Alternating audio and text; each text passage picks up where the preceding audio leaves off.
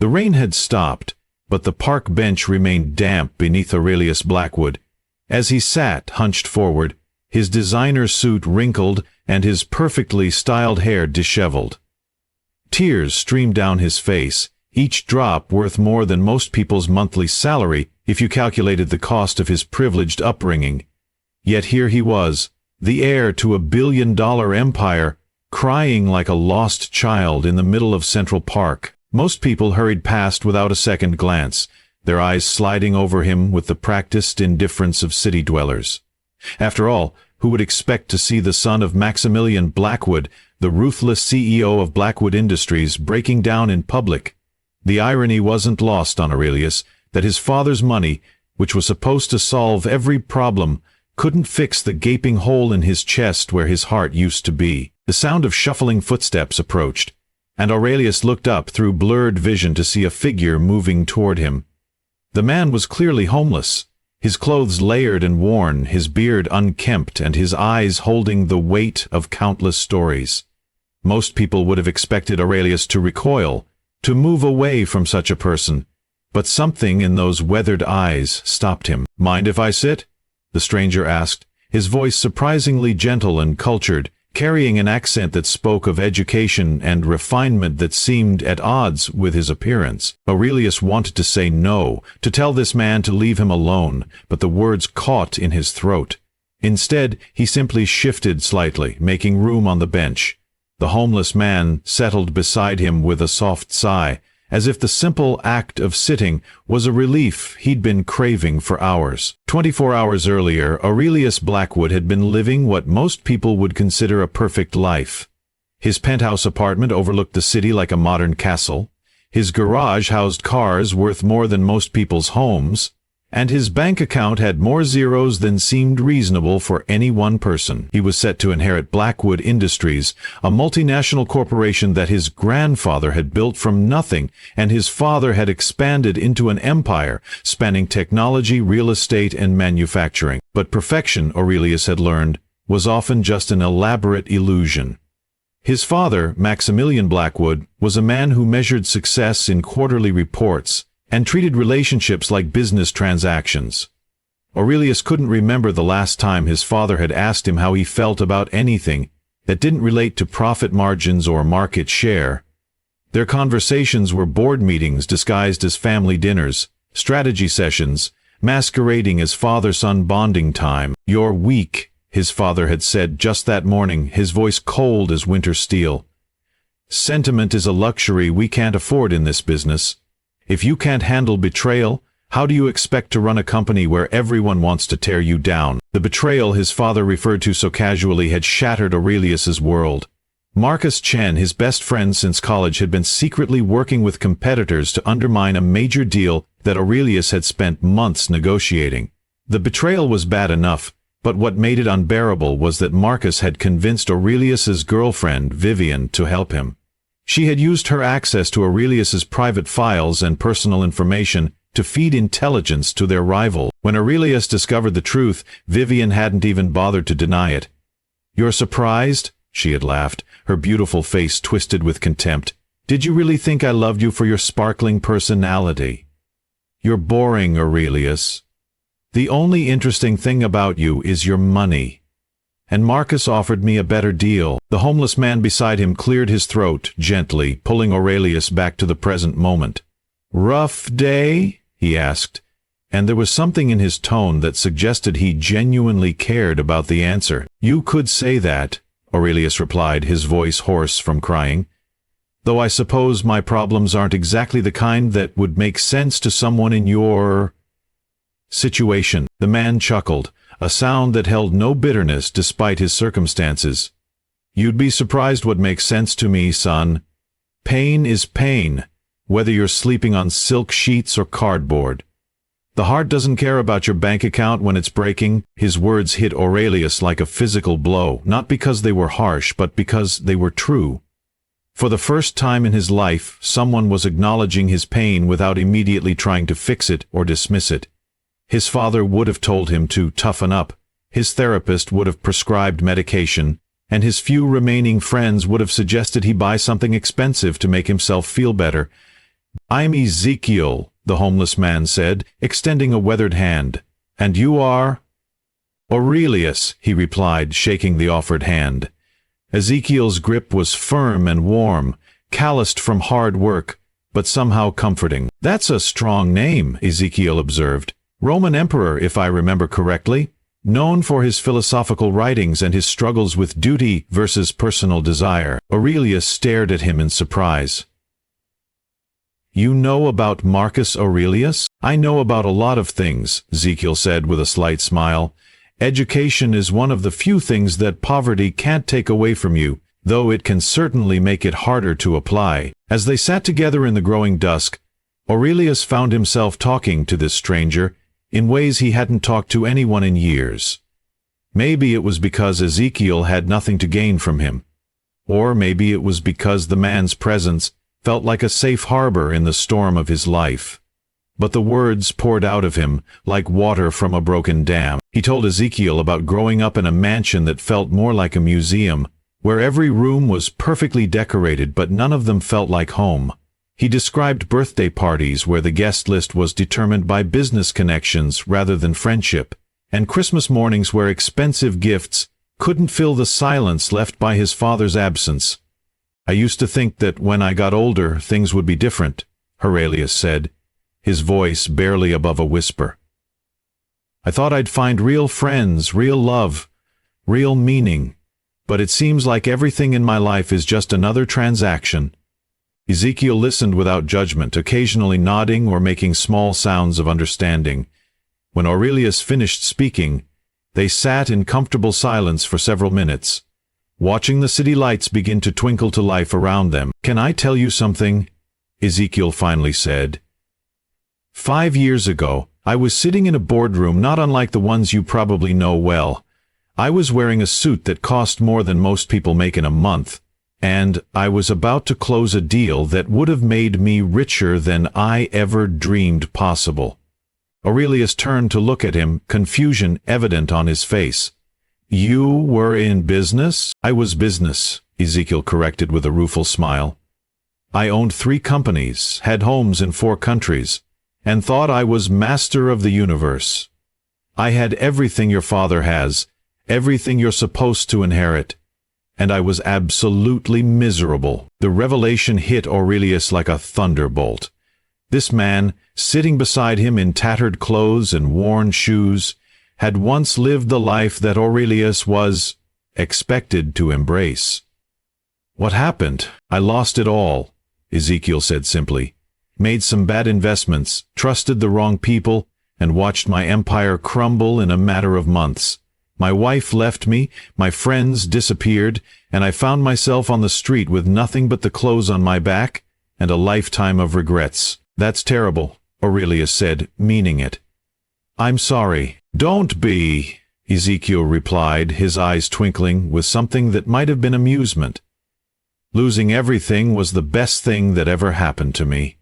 It taught me the difference between being rich and being wealthy. I don't understand. Ezekiel leaned back against the bench, his gaze turning to the stars barely visible through the city's glow. When I had money, I was rich. I could buy anything, go anywhere, do whatever I wanted. But I wasn't wealthy. Wealth isn't about what you have. It's about what you are. It's about the relationships you build, the lives you touch, the legacy you leave behind, that has nothing to do with dollar signs. As the evening deepened, Ezekiel shared stories that painted a picture of a life transformed by loss. He spoke of the first night he spent on the streets, terrified and alone, and how a group of homeless individuals had taken him in, shared their meager food, and taught him lessons about community that no business school had ever offered. There's a woman named Rosa who sleeps under the bridge about 6 blocks from here, Ezekiel said. She's been homeless for 3 years, but she knows the name of every person in this park.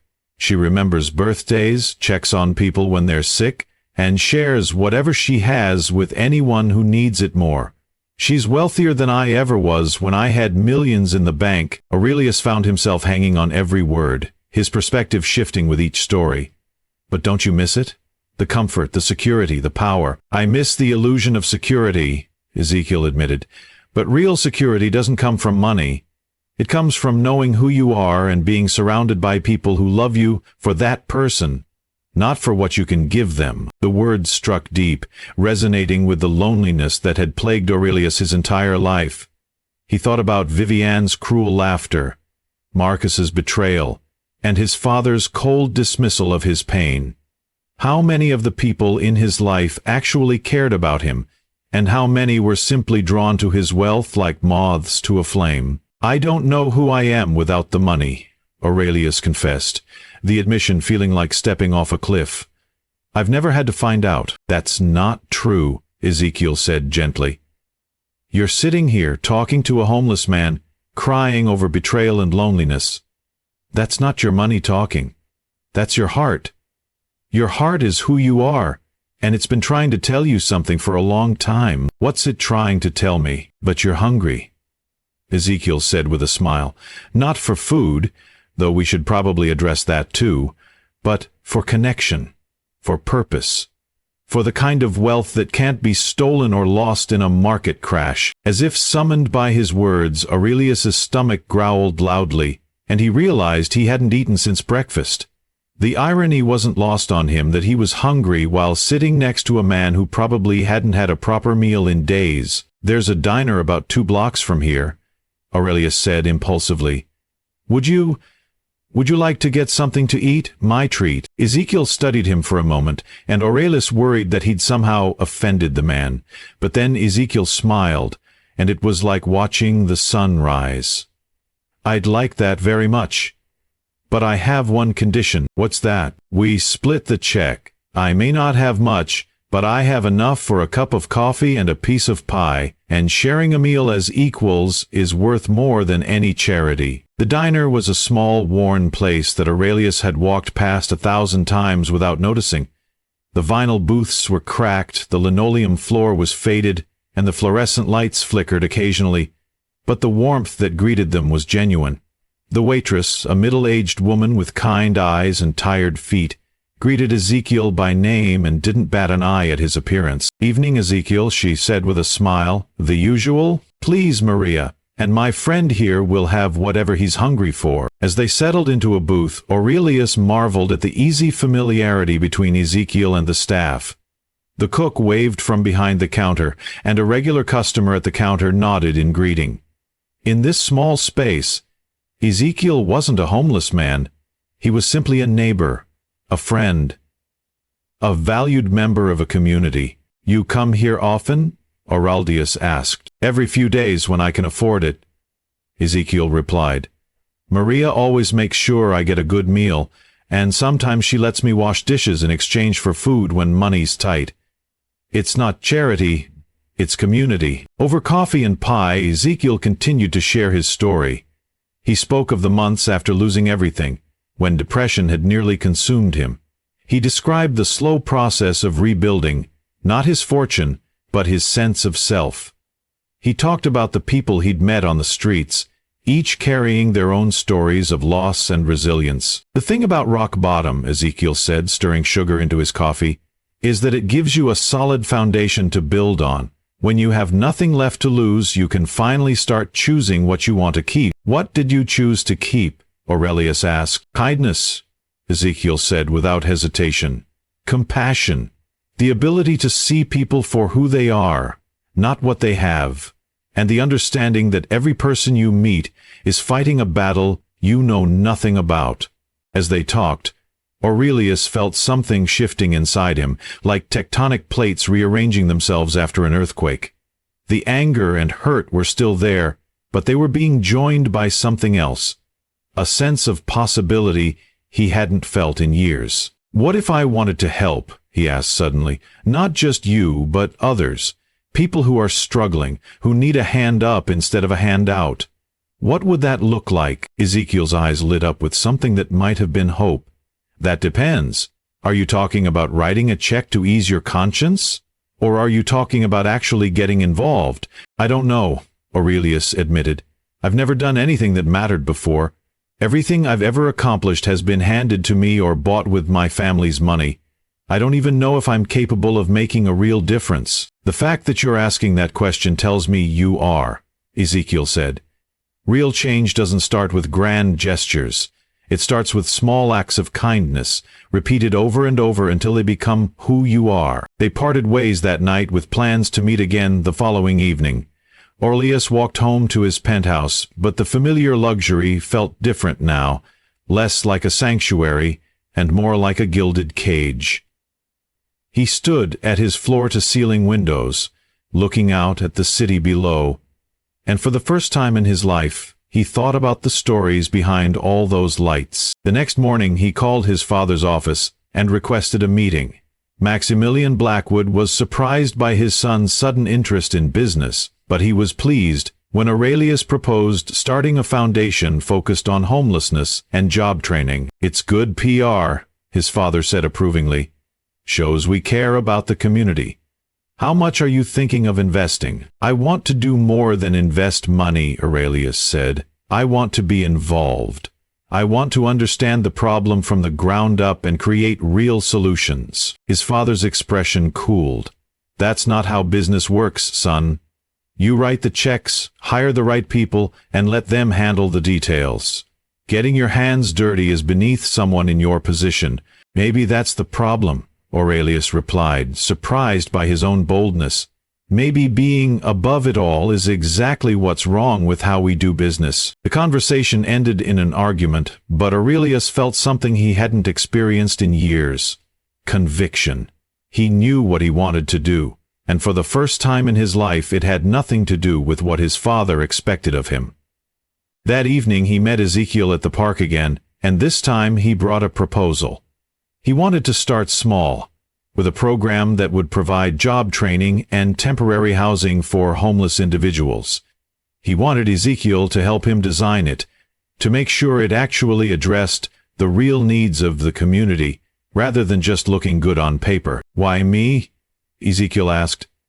"I'm not exactly a success story." "You're exactly the success story I need," Aurelius replied. "You've been where these people are, and you've found a way to build something meaningful from nothing. That's not failure. That's wisdom." Over the following weeks, their friendship deepened as they worked together on the foundation. Aurelius learned to see the city through Ezekiel's eyes, visiting shelters and soup kitchens, talking to people whose stories broke his heart and inspired his soul. He discovered that his wealth, when used thoughtfully, could be a tool for genuine change, rather than just a source of isolation. The foundation launched 6 months later, with a small program that provided job training, temporary housing, and ongoing support for 20 individuals. Aurelius insisted on being involved in every aspect, from interviewing candidates to teaching basic computer skills. His father was horrified by his son's hands-on approach. But Aurelius had stopped caring about his father's approval. 1 year after that night in the park, Aurelius stood before a group of foundation graduates, watching as they received certificates for completing the job training program. Ezekiel stood beside him, no longer homeless, but serving as the foundation's director of community outreach. His friend had cleaned up well, but more importantly, he had found a purpose that utilized all of his skills and experiences. 15 of our first 20 participants have found stable employment, Aurelius announced to the small crowd. But more importantly, they've found a community that believes in them and supports their success. After the ceremony, Aurelius and Ezekiel walked through the same park where they'd first met. The bench where Aurelius had cried that night was occupied by a young couple, sharing ice cream and laughing at something on their phone. The sight made Aurelius smile. "Do you ever regret it?" Ezekiel asked. "Giving up the easy life to do this work?" Aurelius considered the question seriously. His relationship with his father was still strained, though they were slowly learning to communicate better. He had lost most of his old friends, but he had gained new ones, people who valued his character over his bank account. He had also found love, unexpectedly, with Celeste Rivera, a social worker who had initially been skeptical of his motives, but had come to appreciate his genuine commitment to change. "I didn't give up the easy life," Aurelius said finally. "I gave up the empty life. What I have now is harder, but it's also real. It's mine in a way that nothing ever was before. And what about your father, your inheritance? I'm still going to inherit the company, Aurelius said, but I'm going to run it differently. We're going to prove that you can be profitable and ethical, that success doesn't have to come at the expense of other people's dignity. Ezekiel nodded approvingly. That's a legacy worth building. As they walked, Aurelius reflected on how much had changed since that night when he'd sat crying on a park bench. The betrayal that had broken his heart had actually freed him to discover who he really was. The homeless man who had sat beside him had become his closest friend and mentor. The foundation they'd built together was small compared to his family's business empire, but it felt more important than anything he'd ever been part of.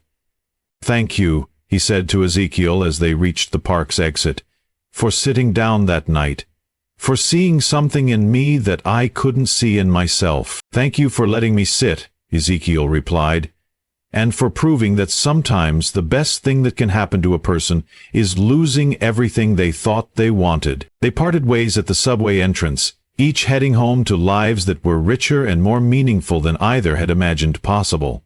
Aurelius walked to his apartment, smaller now, but warmer, where Celeste was waiting with takeout from their favorite restaurant, and stories about her day working with at-risk youth. As he climbed the stairs to his front door, Aurelius thought about the young man who had sat crying in the park a year ago. That person had been rich in money, but poor in spirit, surrounded by people but utterly alone. The man he was now had less in his bank account, but more in his heart. He had learned the difference between being wealthy and being rich, and he had chosen wealth. The story of that night in the park had become the Foundation's origin story, told to new participants as an example of how a single moment of connection could change everything. But for Aurelius, it was more than just a story. It was a reminder that sometimes the most important lessons come from the most unexpected teachers, and that true wealth isn't measured in dollars, but in the lives you touch and the legacy you leave behind. The foundation continued to grow, but Aurelius insisted on keeping it personal. He knew the name of every person who went through their programs, and he made it a point to check in with graduates regularly. The success stories multiplied: former homeless individuals who became counselors, addicts who found sobriety and purpose, veterans who rediscovered their sense of mission in civilian life. But perhaps the most important change was in Aurelius himself. The bitter, lonely young man who had cried on a park bench had been transformed into someone who understood that true power came not from what you could take from the world, but from what you could give to it. He had learned that wealth without wisdom was just sophisticated poverty, and that the richest people were often those who had the least to lose. Years later, when business magazines wrote about the Blackwood Foundation and its innovative approach to addressing homelessness, they would focus on the statistics: the number of people helped, the amount of money raised, the partnerships formed with other organizations. But they would miss the real story, which was about a moment of human connection that changed 2 lives and rippled outward to change hundreds more. The park bench where it all began became a symbol for the foundation, featured in their logo and referenced in their mission statement. But for Aurelius and Ezekiel, it remains something simpler and more profound. A reminder that sometimes the most important conversations happen between strangers, and that the greatest wealth is found not in what we accumulate, but in what we share. This story reminds us that true wealth isn't measured in dollars, but in the connections we make and the lives we touch. Sometimes our greatest failures become our most important teachers, and our darkest moments lead us to our brightest futures. The next time you see someone struggling, remember that your willingness to sit beside them, to listen, and to care might be exactly what they need to change their life. What did you think of Aurelius and Ezekiel's story? Have you ever had a moment where a stranger's kindness changed your perspective? Share your thoughts in the comments below, and don't forget to like this video and subscribe for more inspiring stories that remind us of the power of human connection. Remember, we're all just walking each other home, and sometimes the most important thing we can do is simply sit beside someone who needs to know they're not alone. 3 years had passed since that transformative night in the park, and the Blackwood Foundation had become more than either Aurelius or Ezekiel had ever imagined possible. What started as a small program for 20 individuals had expanded into a comprehensive network serving over 300 people annually, with satellite programs in 4 different cities. But the true measure of their success wasn't found in spreadsheets or annual reports. It was written in the faces of people who had rediscovered hope. Aurelius stood in the Foundation's new headquarters, a renovated warehouse in what had once been considered the rough part of town.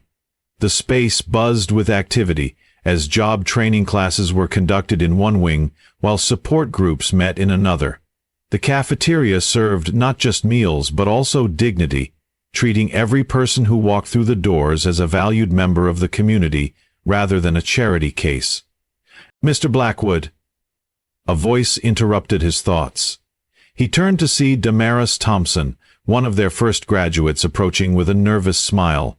She had been living in her car with her 2 young children when she first came to the Foundation, fleeing an abusive relationship with nothing but the clothes on their backs and a determination to build a better life. "Damaris, how many times do I have to tell you to call me Aurelius?" he said, embracing her warmly. "How are the kids? How's the new job?" "That's actually what I wanted to talk to you about," she said, her eyes bright with excitement. "I got the promotion. I'm now the assistant manager at the community center, and they're letting me develop a program for single mothers. I wanted to model it after what you and Ezekiel created here." Aurelius felt the familiar warmth that came with witnessing someone's transformation. Damaris had not only rebuilt her life but was now extending that same opportunity to others. This was the ripple effect he and Ezekiel had dreamed of. Graduates becoming mentors, survivors becoming leaders, the helped becoming the helpers. "That's incredible news," he said. "What kind of support do you need from us?" "Actually, I was hoping you might consider expanding the Foundation's reach. I've been working with women who are in situations similar to where I was, and they need more than just job training. They need comprehensive support, childcare, legal assistance, counseling, safe housing. It's complex, but I think we could make a real difference." As Damaris outlined her vision, Aurelius was struck by how much she had grown. The frightened woman who had first walked through their doors had become a confident advocate, speaking with the authority of someone who had lived through the struggle and emerged stronger. Her proposal was thoughtful, detailed, and born from genuine understanding of the challenges facing vulnerable families. "Let's set up a meeting with Ezekiel and the board," Aurelius said. "I think this could be exactly the kind of expansion we've been looking for." After Damaris left, Aurelius walked through the facility, observing the various programs in action. In the computer lab, Tobias Reeves was teaching a class on digital literacy. Tobias had been a software engineer before addiction cost him everything: his job, his family, his home. Now 18 months sober and a Foundation graduate, he had become one of their most effective instructors, connecting with students through his own story of redemption. In the counseling wing, Dr. Serafina Walsh was conducting a group therapy session. She had joined the Foundation's staff after hearing Ezekiel speak at a conference about trauma-informed care. Her approach combined traditional therapy with practical life skills, helping people process their experiences while building tools for moving forward. The Foundation had also established partnerships with local businesses, creating a pipeline from training to employment. Aurelius had used his family connections and business acumen to convince companies that hiring Foundation graduates wasn't charity, it was good business. These individuals brought loyalty, work ethic, and life experience that couldn't be taught in any classroom. One of their most successful partnerships was with Meridian Construction, owned by Isabella Voss, a woman who had built her company from the ground up after immigrating to the country with nothing. She understood the value of second chances and had hired over 40 Foundation graduates, many of whom had been promoted to supervisory positions. "The people you send us don't just want jobs," Isabella had told Aurelius during their quarterly review meeting. "They want careers. They want to prove themselves. That kind of motivation is rare, and it's transforming our company culture." But perhaps the most significant change had been in Aurelius's relationship with his father. Maximilian Blackwood had initially been skeptical of his son's hands-on approach to philanthropy, viewing it as an expensive hobby that distracted from the family business. However, as the foundation's success became undeniable and began generating positive publicity for Blackwood Industries, his attitude had slowly shifted. The breakthrough came when Maximilian attended the foundation's third annual graduation ceremony. He watched as graduates shared their stories, thanking the foundation not just for the practical support, but for treating them with dignity and respect. He saw former homeless individuals who had become homeowners, former addicts who had become counselors, former victims who had become advocates. "I was wrong," Maximilian had said to his son after the ceremony, his voice thick with emotion. "I thought business was about profit margins and market share. But what you've built here, this is what real success looks like." The conversation that followed was the most honest they had ever had.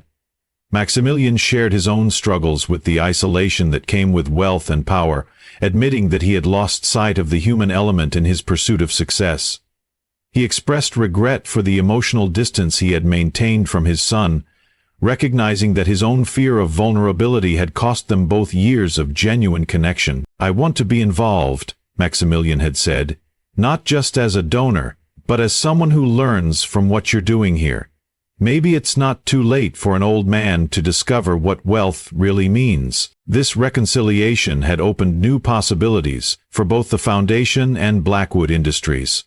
They had begun implementing foundation principles in their corporate practices, focusing on employee well-being, community investment, and ethical business practices. The company's culture was slowly transforming, becoming more collaborative and purpose-driven. Ezekiel, meanwhile, had become something of a celebrity in social work circles, speaking at conferences and consulting with organizations around the world. His story of transformation resonated with audiences, but he always emphasized that his experience was not unique. It was simply one example of what was possible when people were given genuine support and treated with dignity. "The secret isn't complicated," he would tell audiences. "It's about seeing people as human beings first, problems second. It's about understanding that everyone has something valuable to contribute, even if they've forgotten it themselves." The foundation's success had also attracted attention from researchers studying effective approaches to addressing homelessness and poverty. Dr. Nathaniel Cross from the university's School of Social Work had been conducting a longitudinal study of foundation participants, documenting not just their employment outcomes, but their overall well-being and life satisfaction. His preliminary findings were remarkable. Foundation graduates showed significantly higher rates of sustained employment, stable housing, and positive mental health outcomes compared to participants in traditional programs. More importantly, they were more likely to engage in community activities and volunteer work, suggesting that the foundation's approach was creating not just individual success, but stronger communities. "What you've created here challenges every assumption about how we address social problems," Dr. Cross had told Aurelius during their latest meeting.